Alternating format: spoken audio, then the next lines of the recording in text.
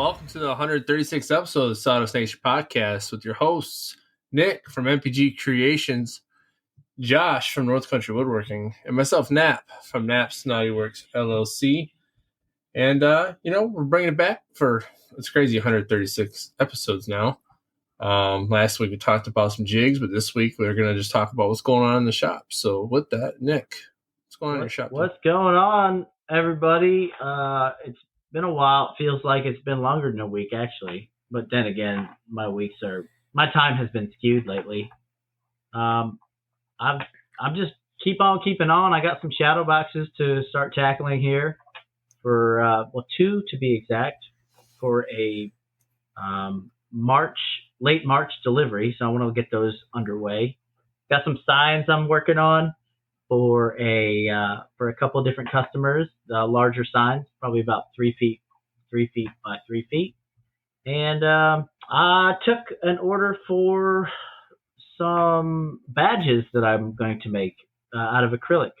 So I'm looking forward to doing that. They needed those a quick turn, so I'll do my best to get them out as fast as possible.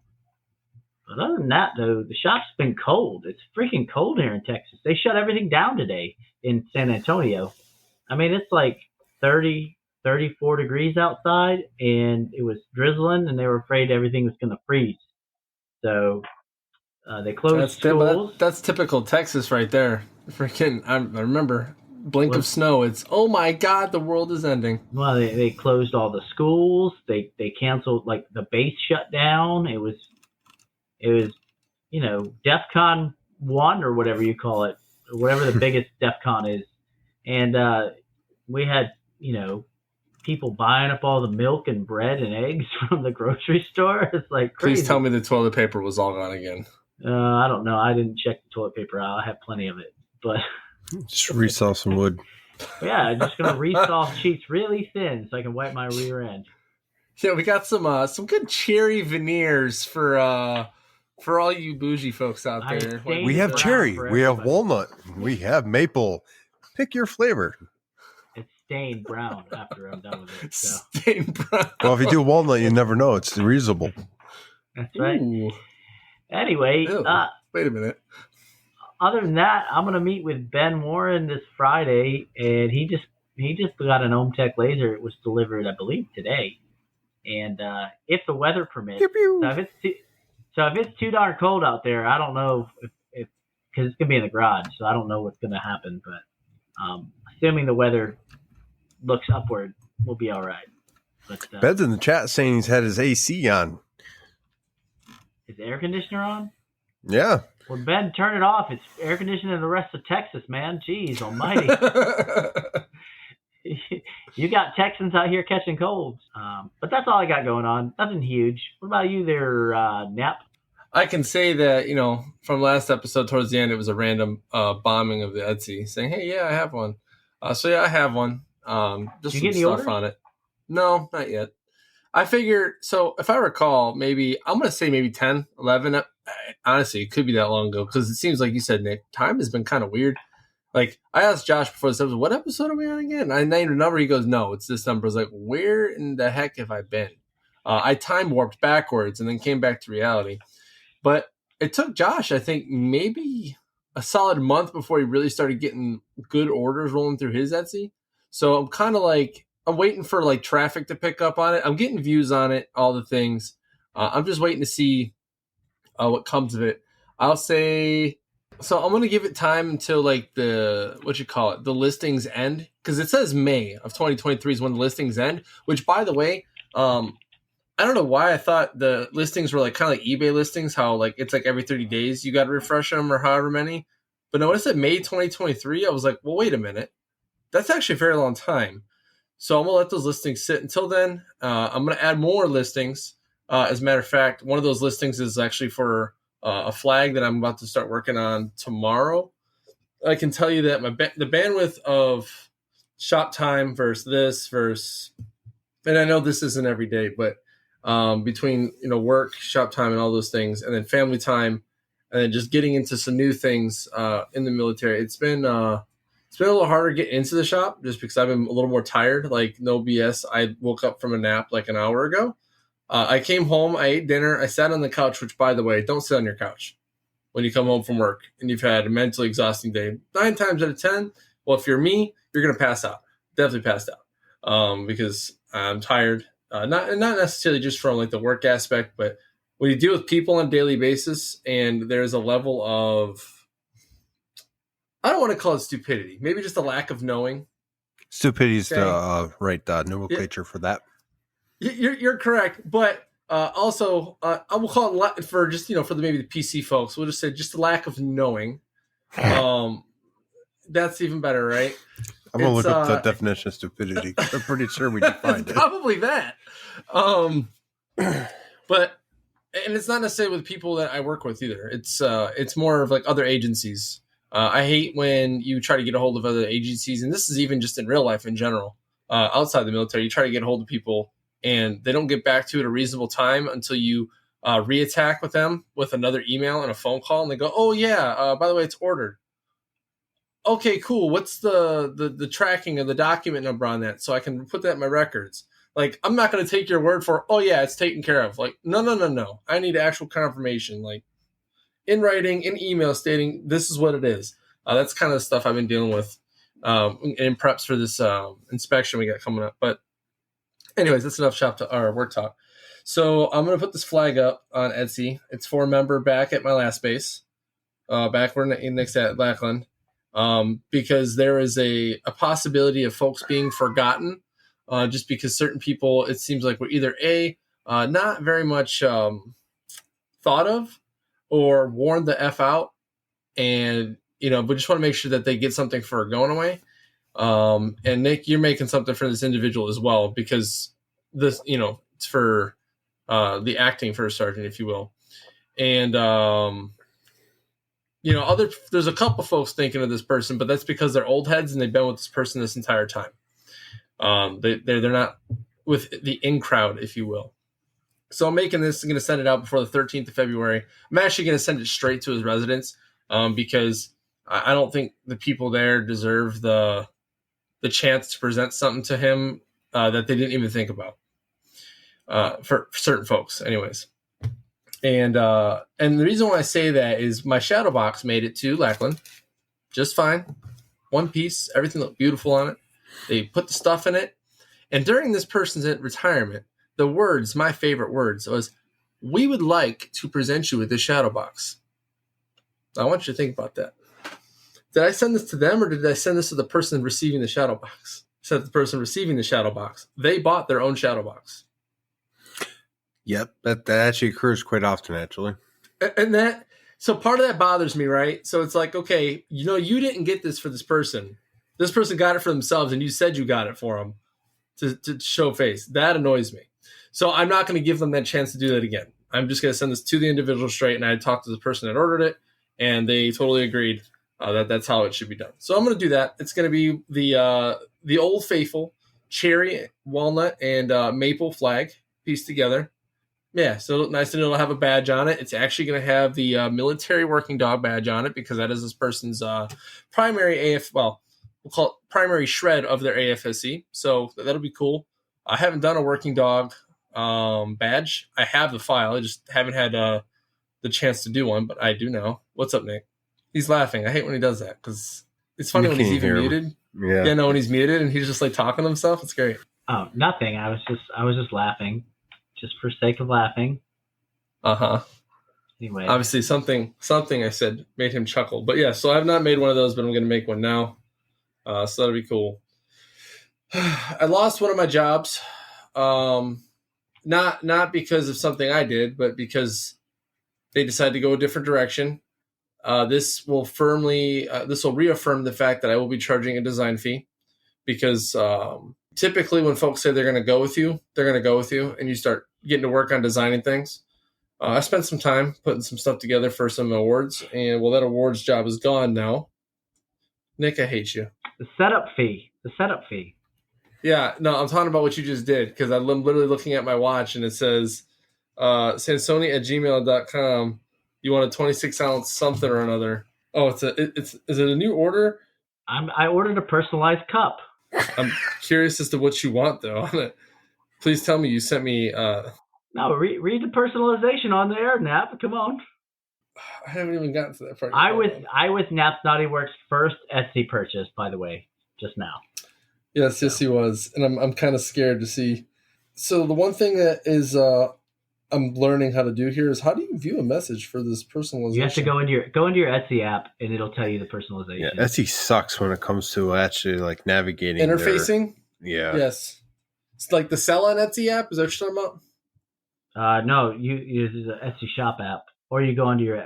Since we're back on Etsy, I did have a question for you. Yeah, hit me with it. Your invoicing system able to interface with Etsy as far as like, can you connect it to? Like my QuickBooks? Yes. In fact, it does. And that is something that that was one of those things I had to do. I would 100% connect it to.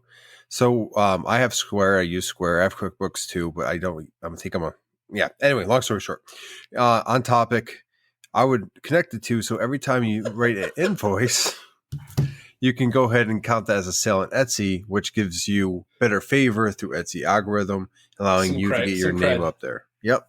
So it definitely helps with that. And you definitely have to post this class once complete. No, I will not post this class when complete. For the patrons out, I will tell you what it says. It says personalization. It says, okay, without coaster personalization, I want a giant. I would 100% give that to him. Give it to him at WorkbenchCon. Nick, I hope you know this. You better pay up, fool, because you're getting a veiny one on a mug. I already paid in a timely manner. I appreciate the order for the class. I appreciate it. It's great. I want a rush order. We'll take this. So we'll take this as he needs it now. Payment for the file that I sent you, Nick. We'll just do that. All right. So now I have to make this. And then I got to put pictures up, or no, he's going to leave a review and said, "Oh, it looks perfect." I'm putting a picture on it. The detail's amazing. Because you can load pictures on the reviews. Yeah, and it's like it has an amazing likeness. You should send them. No, mind. A picture for reference. Now we're done with this.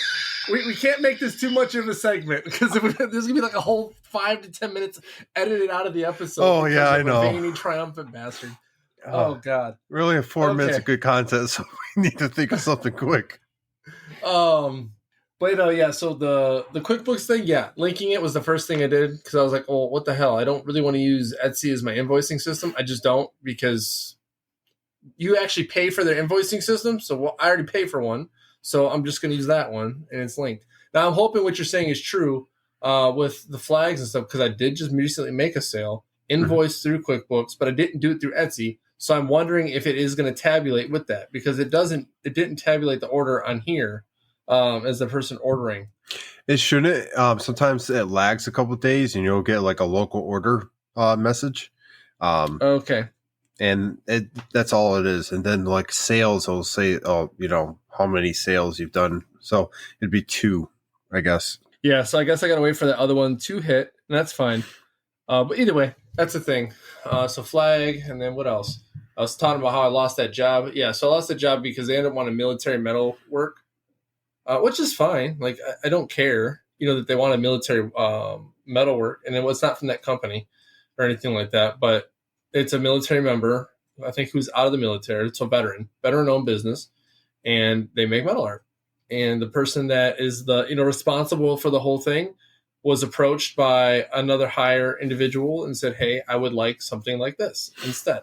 Because let's just be real. If you're a maintainer or anybody receiving an award, metal art's pretty cool. I mean, wood art's cool too, just a little bit cheaper than metal art.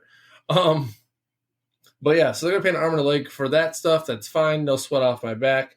I do just wish that I had charged some kind of design fee for the time I spent designing the awards originally, which typically I don't, but I think from now on I will. I'll say, hey, well, if I'm going to do this, $25. If it's easy and more, depending if I actually have to customize certain things. Is that going to be in orders above a certain price point, or is that going to be for any and all? I'm going to go with any and all because I still spend the same amount of time despite whatever the, the price of the overall product will be. Now, the caveat to that is this, and I think you said this to me, Josh, through text message even maybe, is if they go through with the order after I've designed it, that'll just go towards their total cost. Okay, because at the end of the day, they're not paying like, $25, and I got to pay $250 for the actual thing. That's crazy. $275 total just for whatever. Mind you, it really wouldn't be much of a difference anyways. But so there's that. That kind of sucked. And then I'm doing a laser engraved photo. Apparently that's become more of a thing for me. I'm doing another one of somebody's wife's mother passed away, so they want me to do a laser engraved photo for that with a frame and all that stuff. That one's not pro bono. This was as an actual customer, so that one will be charged appropriately.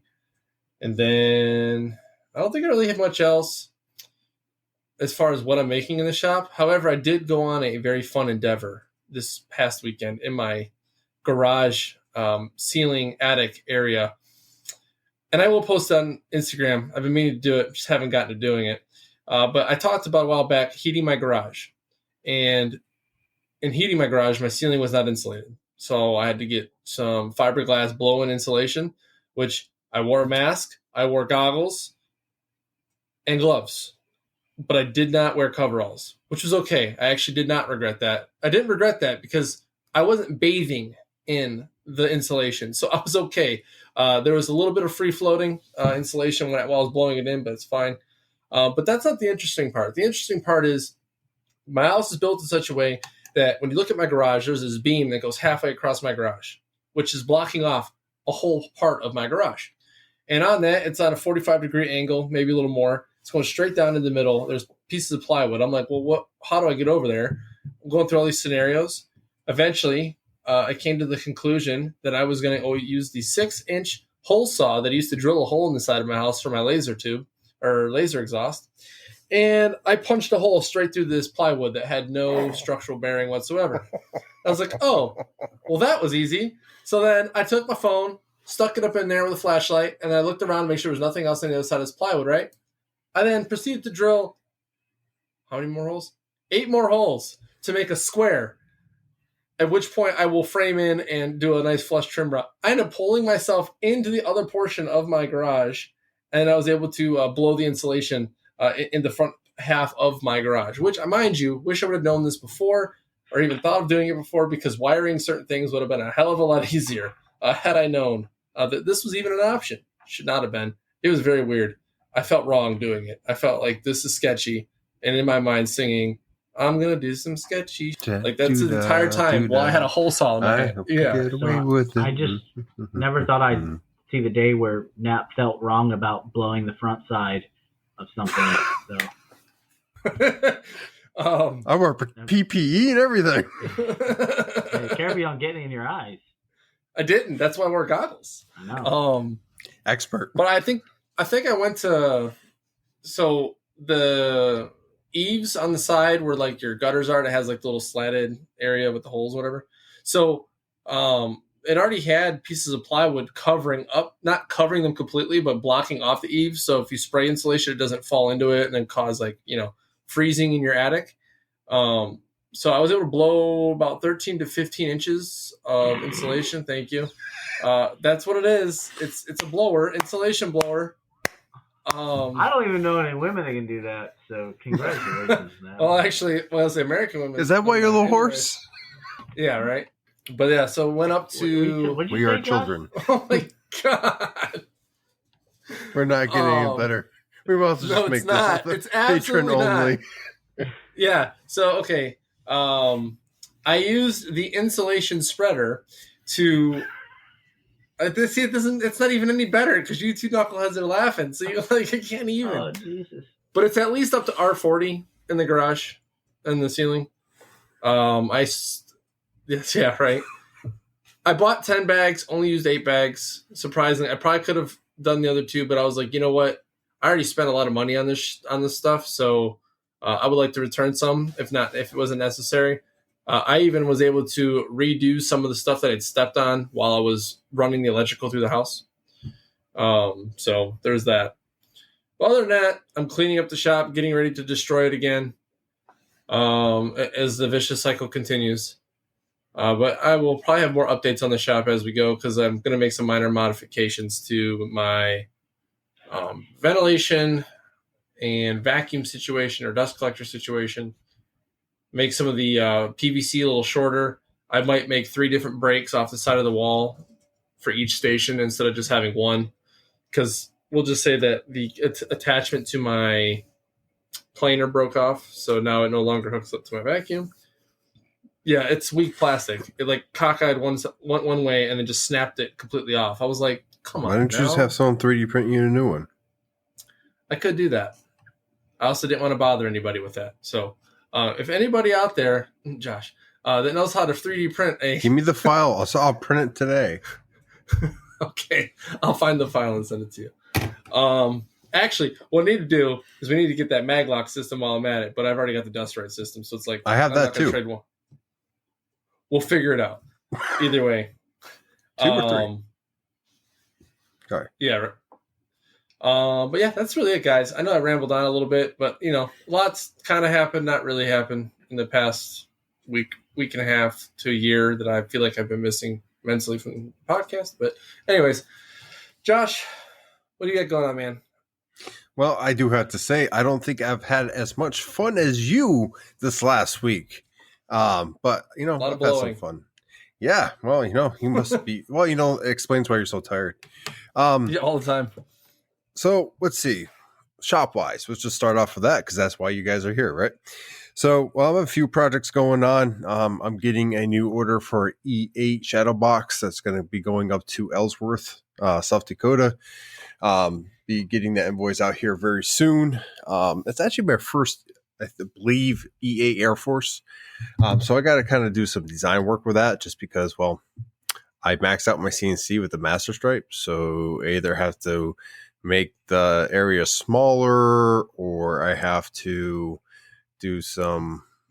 Go ahead, Nap. Tiling. Yeah. We can talk about it. It's actually not bad. No, I've done it. I've actually done it quite a few times, but it's one of those things where every time I do it, it's just I hold my breath the entire time, and I don't. I just don't like doing it. But some things you just got to do. So it's probably where I'm going to end with that, because my file's set. If I just have to add another stripe on top, whatever, it's not that big of a deal. We'll just make it happen. But yeah, it'd be nice to get that knocked out. Everyone is loving the cherry walnut. Like, even though there's plenty of other options, no one wants to change it up. So, I got a system now, that, to be fair. So, moving on from that, I actually have another E7 shuttle box that needs to be shipped beginning of March. I already have basically everything glued up. I just need to go ahead and start doing some cutting.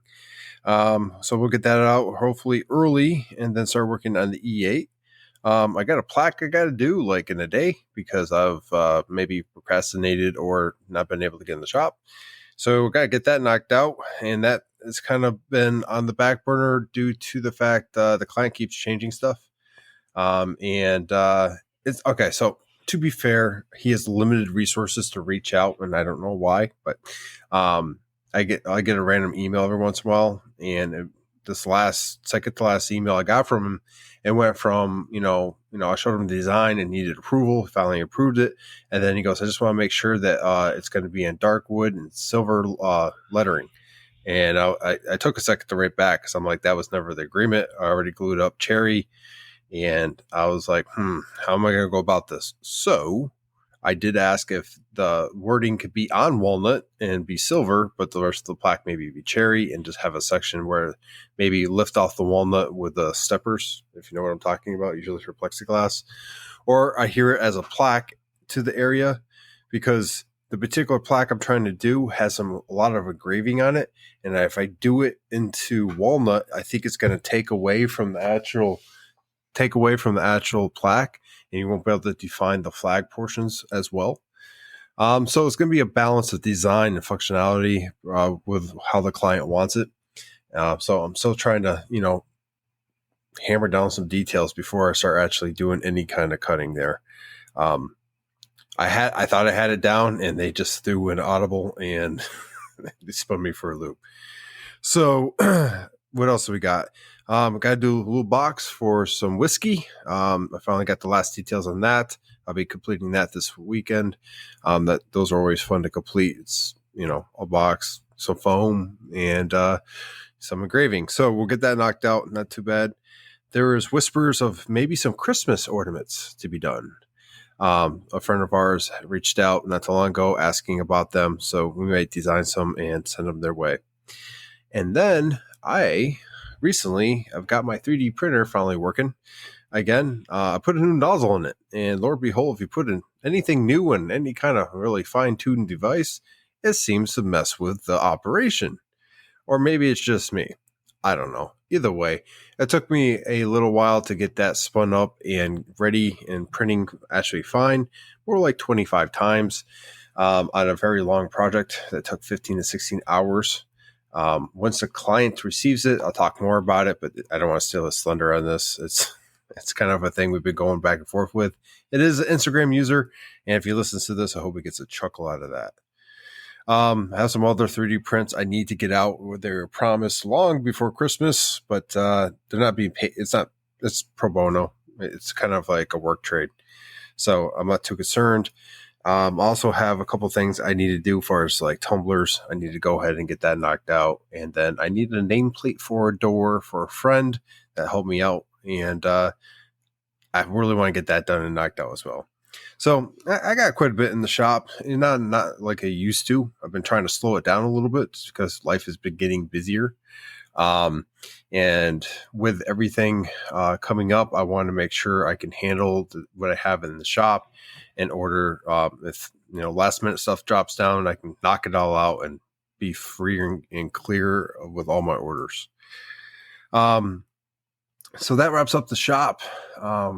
Anything personal? Yeah, I got some stuff cooking. I'm hoping to be able to announce maybe next week or sometime this month for everybody. I kind of give a definite timeline of what's going on with myself and the shop. That would help out. I know my family, and kind of give you guys some answers. What else? Well, that's about it for shop talk on my end. But I did have a couple topics I would like to hit on this episode.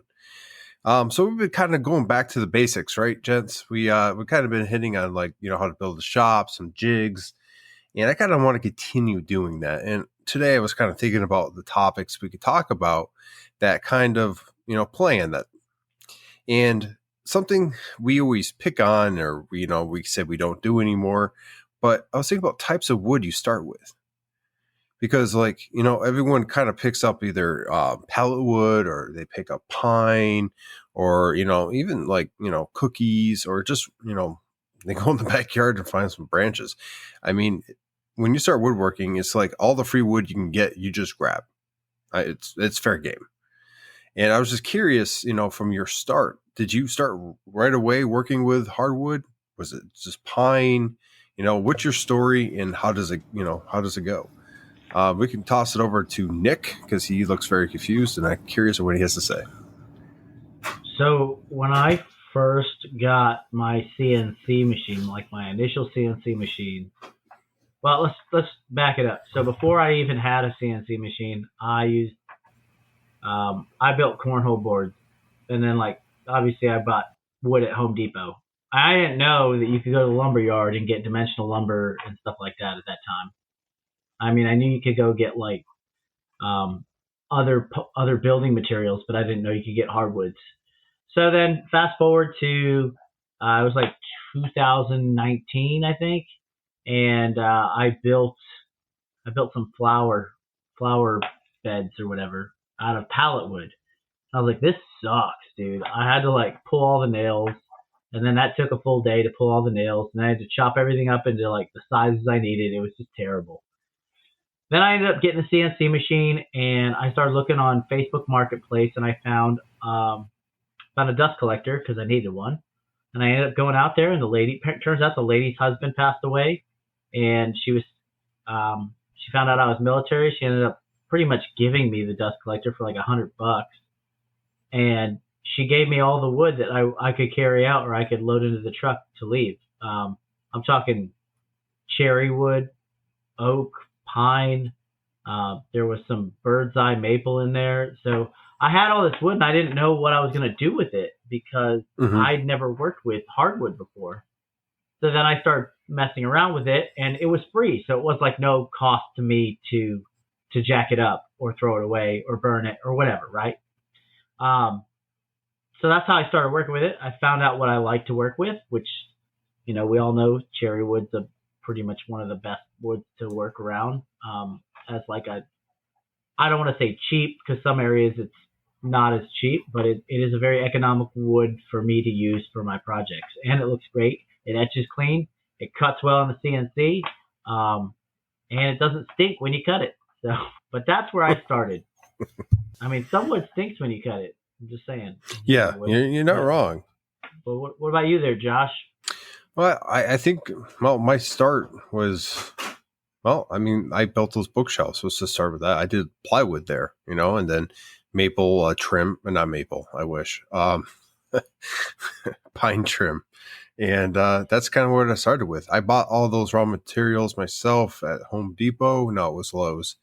And after that, it was anything I could find. I started doing some pallet stuff. And, you know, I actually went out and found a whole bunch of pallets. They were doing some construction. And I asked them, they said, hey, no problem, take them.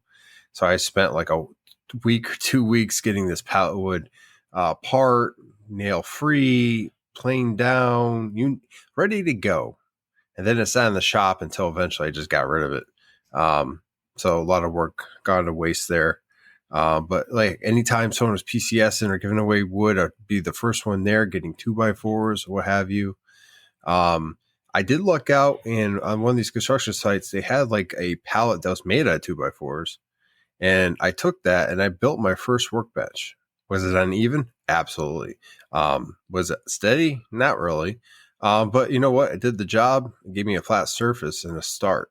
So it definitely helped at that point in time. And then for the most part, I was operating on pine. I really didn't touch much hardwood until later on. And when I did, you know, it was cherry, walnut, maple. And primarily that was when Nick introduced me to diamond lumber. And I found New Jersey Wood Forever as well. So it was New Jersey Wood Forever first.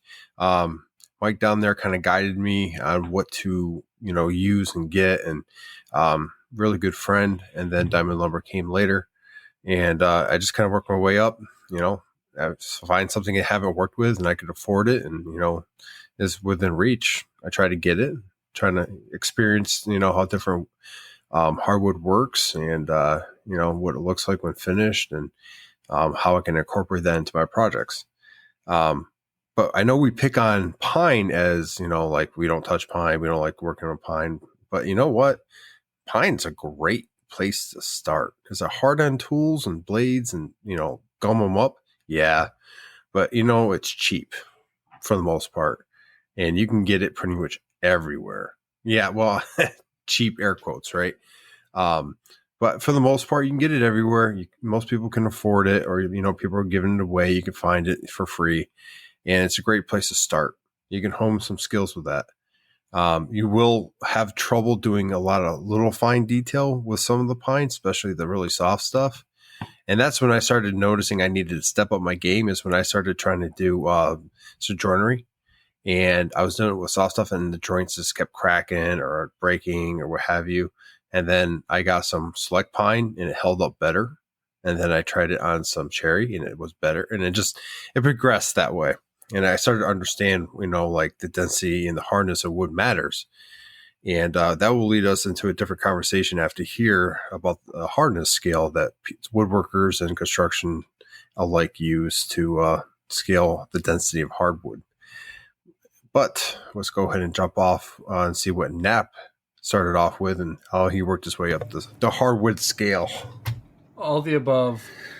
Moving on. No, so, okay, I remember, maybe towards the beginning of when I came on the podcast, I talked about how I started. A lot of how I started was definitely going to Home Depot and or Lowe's and getting pine. That's where I started. And then I tried, after a while, got into like this rustic like thing where I was finding pallet wood, like Nick was saying, pulling stuff apart, and then I realized how terrible that was. Miserable. It honestly, okay, for everyone that listens to this podcast, and even if you don't and you're talking to somebody, I don't think nobody anywhere has said breaking down pallets is fun. Okay, no one ever has said that. And if people that haven't done it, yeah, people that haven't done it, would say it's fun. But for those that are making a living off that stuff, I'm sorry, there should be a fee just for breaking down the pallet, because some of them pallets, they're made to last. Okay, so there's that. But I tried the pallet wood thing. It honestly just wasn't my cup of tea. I made a nice corner bookshelf for my son's room, because that's kind of what the theme of his room was before he was born. It was kind of like the rustic barnyard thing. Okay, yeah. You know, I made like an entire was it farmhouse bed? Like it looked like a farm door. Cool. So I did all that with pine and pallet wood. That was really not that fun. And then the details thing. So this is kind of where I started getting to hardwoods, because like Josh was saying, with certain details, pine is very hard to get details. The one thing I hated the most about pine when I eventually started carving things was it would like get all furry. Like when you do like a V carve, or you would do a pocket or something, it always had like these little fuzzies of wood hanging off. And unless you used the downcut bit, which at the time did not know much about that, you really didn't get a clean cut. So then I started working with plywood, trying to do like the epoxy, this and that. Now there's some folks that I know that do really good work with plywood, and they make really nice smooth cuts with plywood, and they do all sorts of cool things with epoxy and all that stuff. Yeah, it wasn't for me. I tried, and the answer I always got was, "Oh yeah, I've just I've fine tuned it, or I've got certain settings and speeds and all these things." And I'm like, "Okay, that's cool. Are you going to share those with me, or are you just going to keep telling me how awesome your machine is?" So I eventually just went away from it, because there was just certain things that bothered me. Like with plywoods, when I was working with those, I hated how much you got chip out because the veneer was too thin, or there was a void somewhere in the plywood, or whatever the case may be. And you just, you would be like 2 hours into carving a beautiful project in plywood. And I'm not talking like cheap plywood, like Baltic birch or maple plywood, or, those different varieties of plywoods. And you get like a really nasty bit of chip out, and you can't fix that. You just can't without starting over or having some serious like wood whisperer magic. It's really hard to fix plywood chip out and make it look good. So then I went into that, and then I kind of discovered this place, and in a way, I'm glad I did, because I learned a valuable lesson. I discovered Alamo hardwoods. Okay, and when I discovered Alamo hardwoods, I didn't know no better. I just knew that hardwoods looked really nice, and didn't really know much about cost. And we'll just say that, and as Nick knows, we both have paid our fair share, arms and legs, maybe, our firstborn, to get some hardwoods from there.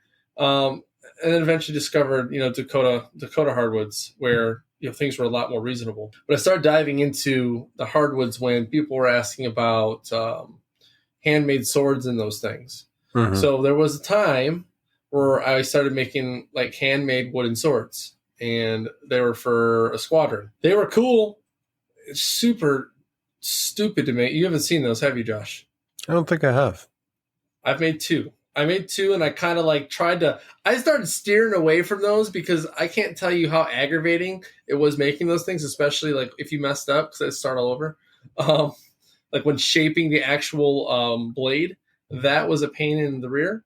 I also had my first lathe accident on that. I had the handle split into pieces and smacked me in the face. So there was that.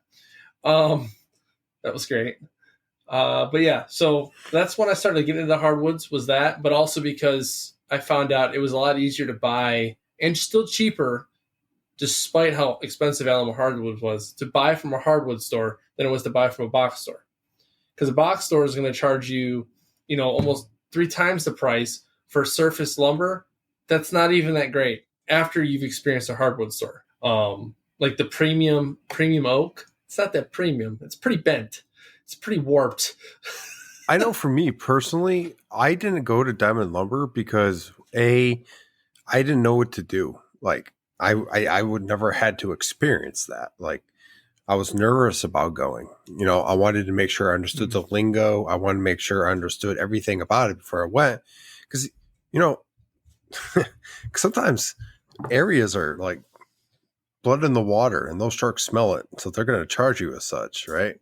Oh, yeah. So, I mean, like, that might stop people too. And I encourage you, go with a friend. Go with someone that knows what they're talking about.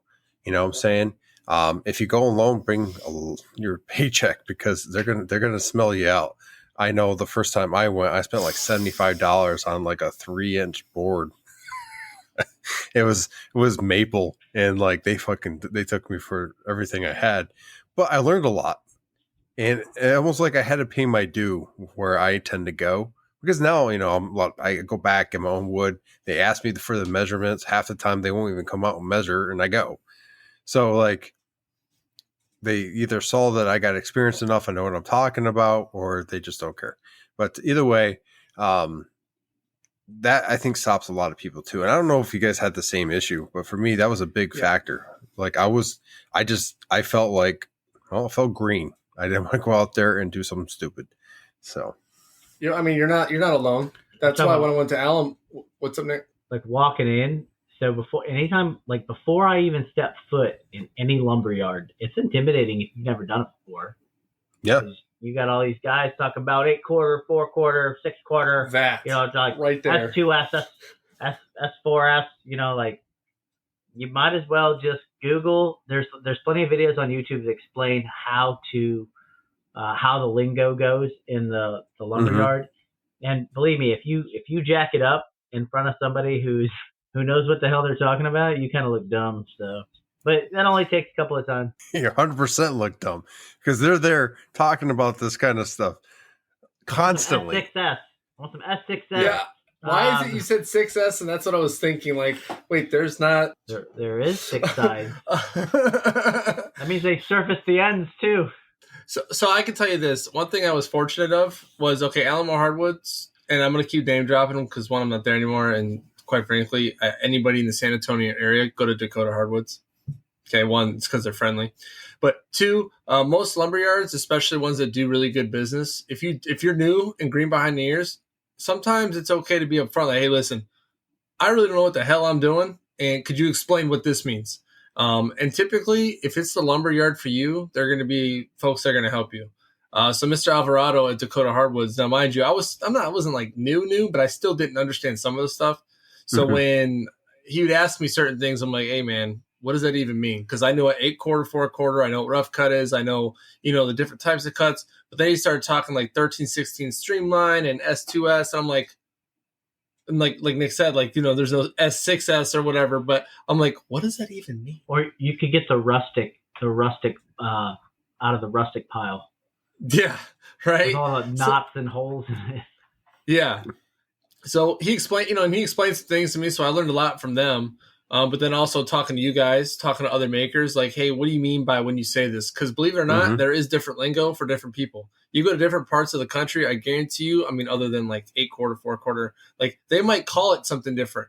I know lumber lingo would be universal, but in certain areas of maybe the U.S., maybe people call it something different, a slang term maybe, So it's always good to maybe feel a place out, because Alamo Hardwoods, I can tell you, I was definitely intimidated when I walked in there. When a guy walks up to you who drives a Jag with khakis and a freaking polo shirt on and starts hitting you with a bunch of terminology, and you're like, what in the hell are you talking about, sir? Say what? I'm just looking for some cherry. I need cherry. Just give me some wood. All right. I'm not kidding you. When I went to New Jersey Wood Forever, I'm looking around at all these slabs because at the time he didn't have a kiln. And I'm just walking around and I'm looking at I'm like, well, they're all kind of gray. So you can't really tell. And I'm like, I have no idea what I'm looking for. And Mike comes over and he's like, hey, what you looking for? And I'm like, to be honest with you, I just want to make some cutting boards.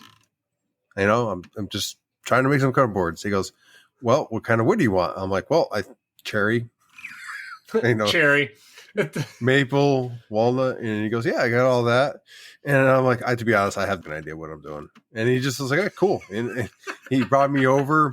He showed me what to, look for. Kind of like, held my hand around the yard. It was like, He was a good Come guy. here, little fella. Pretty much. And you know what? That was my first experience with a yard, per se. And then after that was, the lumberyard I go to now. That does take my firstborn child. But it picks up pretty quick, though. I mean, once you get it, you get it. Well, I mean, for me, for a second there, like linear foot, board foot took a minute to kind of understand and kind of calculate. Even sometimes now I'll be sitting there like, numbers. Length times width times. Yeah. A times B times C equals. Digits? What is happening? Yeah. YouTube, internet, podcasts like this, people that have been doing it well, they're always willing to help out.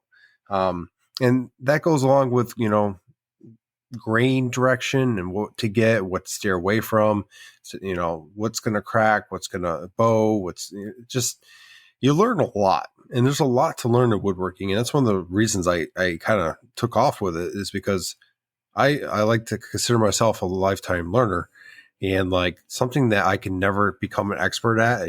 You keep going because you're just continually learning, that's awesome. And even when you get down the basics and, you're fairly good at that, you consider yourself an expert, or someone else considers yourself a mentor or whatever, there are other avenues. Like you can go down having a lathe, and that is an entirely new experience. And I mean, like, there are people out there doing that, and like, it's an entirely different type of woodworking. So, I mean, there's some background from our point of view of like, what we started working with, the kind of experience, what we kind of had going into some of these lumber yards. It's all different. And, learning grain direction, and then learning the hard way how grain direction affects projects. And something we could probably, is a thing, folks. I think we should really hit on in the upcoming episodes, talk about the different types of grain direction, when to use them, how to avoid certain things as much as possible, talk into wood movement, our experiences with it, how we've kind of battled that since, would be good for a podcast. But kind of diving back just a little bit, I was hitting on a scale, a hardness scale for wood. Exactly. Thank you. If you've never heard of it, look it up. It's not something that you need to memorize. I mean, like, you look up Jenga scale and like it will come right up, but it will help you with your projects. You know what I'm saying? So you can see where pine sit, and then you can see where poplar sits, and cherry, and like maple, and all the different exotic hardwoods as well. This will allow you to kind of, see what woods you should be using for the different projects you do. I mean, like, there's still arguments out there, and we talked about this on the podcast. I think it was AJ at the time with Nick about like what woods you should use and not use with cutting boards and stuff like that. And like, we took a deep dive onto that, but regardless, there's a lot to learn. Your best friend is any kind of YouTube, Google friend, woodworker out there.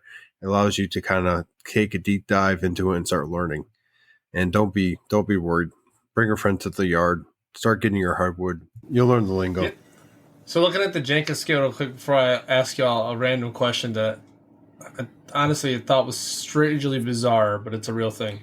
But I looked up the Jenga scale. Okay, so for those who don't know how to spell, this is Janka. Pine is one of the softest woods. The one before that, only like 30. What is the units of measurement for this? It doesn't even say.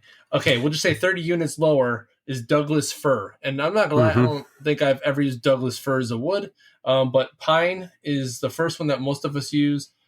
Cherry, so you got American/black is 950. So it's the next one up. Let's see, going up to like white oak and we got a janky scale over there. Yeah, janky. So that's like in the thousands. Paduk or paddock. For those of you who can't say it, I don't really know how you're supposed to say it, honestly. I like potato. That's just over 1,500. Purple Heart's a pretty hard wood to use. I'm looking for one that. Where is it at? Jatoba, that one right there. I learned a little valuable lesson with that. When you're seeing Jatoba, make sure you know the hardness scale, because that thing will destroys bits. if you're not careful. It's hard as fuck. It's hard enough on a saw blade, dude. Yeah, it is. Like, and you pick up like a small piece of it, you can just feel how like dense it is. You're just like so heavy, dude. If I hit somebody with a small piece of this, I'm probably going to knock them out. Like, you just need a stick of it, and you're knocking someone out. That's how heavy that stuff is. But yeah, so random question. When joining boards together, because woodworkers, we like to join boards together, make them larger, and Josh, you kind of hit on this. Have you guys ever heard of adding salt to your joints? Yes. Before? I have never heard of this. It helps. I have heard it as a hack. Slip. Yeah. That's not a lot of salt. It's not a lot of salt. No, you're not taking like a cup of it and going. No, but you sprinkle salt on even when you're like just gluing boards together, and it keeps them from like sliding back and forth, up and down on each other. I had never heard of that, and I was talking to Jason the other day, and I was like, he's like, have you ever heard of the random thing? Have you ever heard of this? I'm like, no. Am I being punked? Like, I literally sat there and had to think about it. I'm like, why would I put salt on a glue joint? And then he explained it just as you did, Nick. And yeah, it just provides a little friction so that the boards don't slide. I mean, there are other ways to do that, but I mean, hell, I guess if you're having a lot of issues with, a lot of glue and whatnot, and you don't want it to slide, I guess salt would be the answer. But then also, a follow-up question is, how hard should you clamp your boards? So you get glue screws out. Yeah, so you get glue. Go ahead, Josh. There is such a thing as over clamping. Yes, there is. I was aiming this at you. I know. So I thought this went away, but apparently it's coming back. So this could be a whole entire episode on its own. But I did a project once, and I was kind of nervous about it. So to help with that, I over-tightened my clamps, and apparently you can actually squeeze two boards together enough where most of the glue squeezes out, and that's exactly what happened. And I was pretty upset when I released the clamps, and they basically just fell apart. So don't do that. Don't do that much anymore. Not. And like Nick said, it's just a little squeeze out. You get the squeeze out, you wipe it. And then for me, rule of thumb, after I wipe it the first time, I'll give it like one more little 16th or an 8th. As long as I have a little come out still, it means I've done enough. And I just let it sit there. Don't be weird, Josh. I set myself up for that one. Don't be weird. I'm trying to keep it PG. You're trying to be good.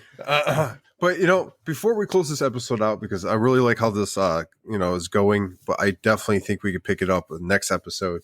We do have like 10 questions in our chat, and I want to hit on some of these. Oh, Lord have mercy. Okay. Yes. So,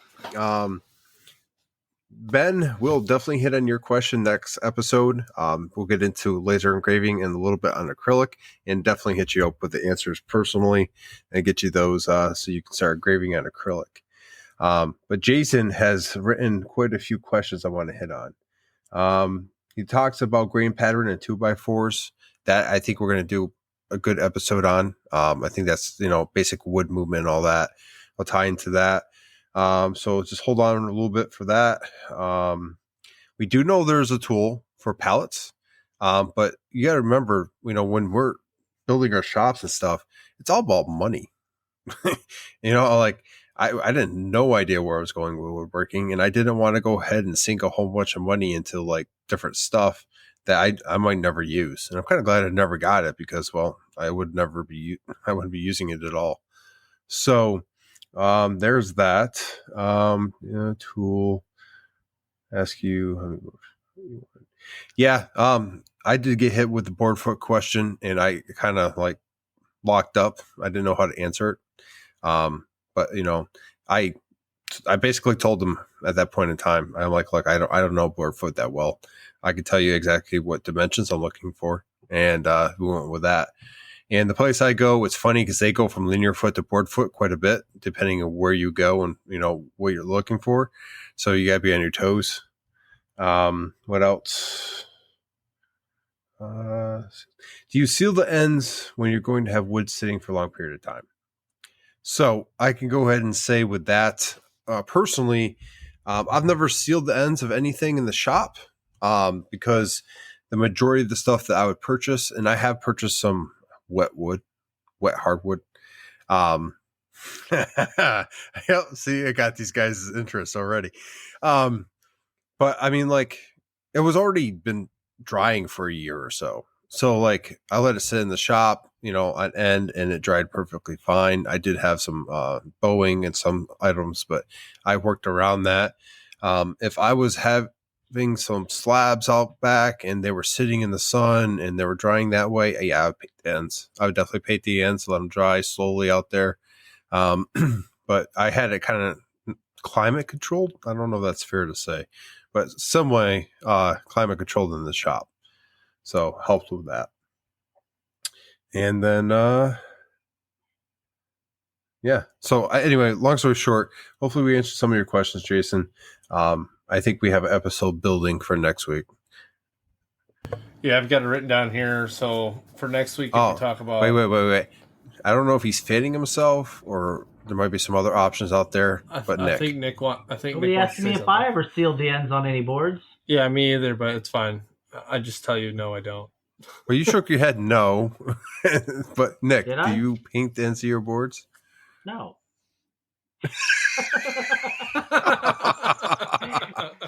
You guys were like, no. I was going to toss it to you, but you're shaking your head no. So here's what I do when I get the boards home. If they have checks in the ends, I will cut the checks off because they will run if you don't. Yep. Mm-hmm. Other than that, though, I just cut the checks off, throw it up on the shelf, and it doesn't sit there long enough it doesn't sit there long enough to have that much happen to it. So, yes, Josh. Or even raise my hand for this, Nick. What is a check? I was gonna say, yeah. Some people may not know what that is. I mean, okay, so lumberyard lingo, a check would be a crack forming in the board.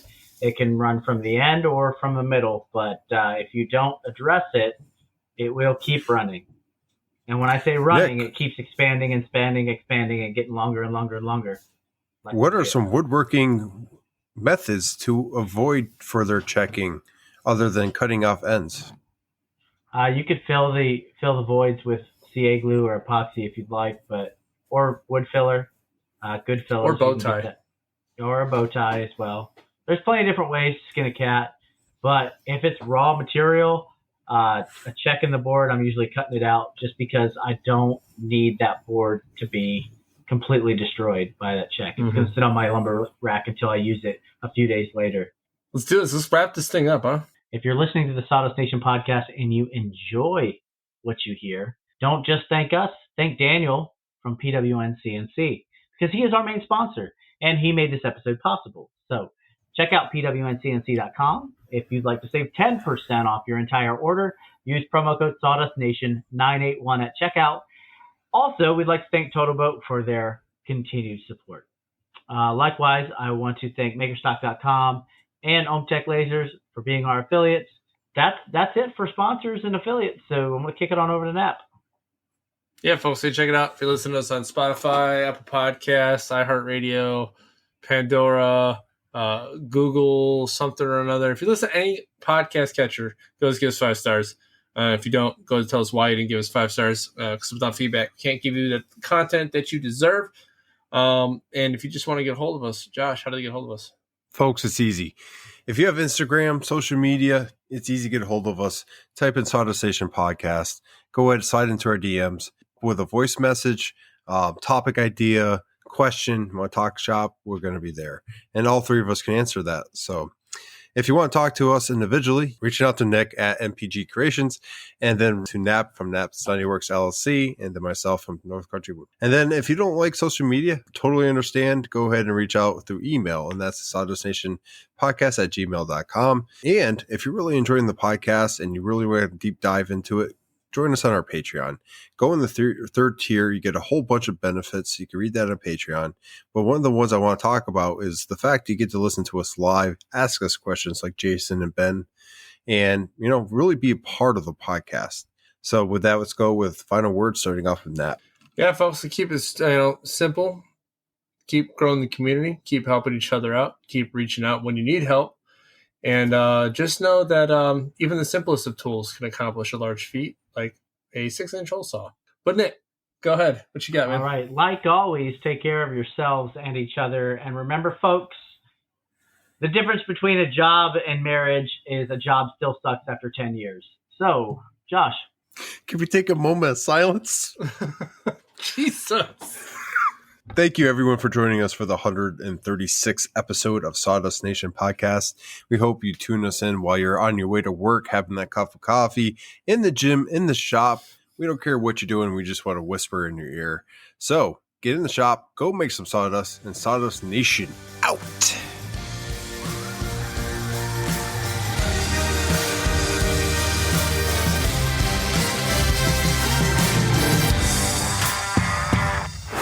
Good episodes coming up, though. Hey, yeah, how about that? We got wood movement and grain pattern. I think that could be one entire episode. We should find an actual, like, not that we're not, like, was ill-informed, but we maybe find someone that actually knows this stuff really well and have them on the podcast.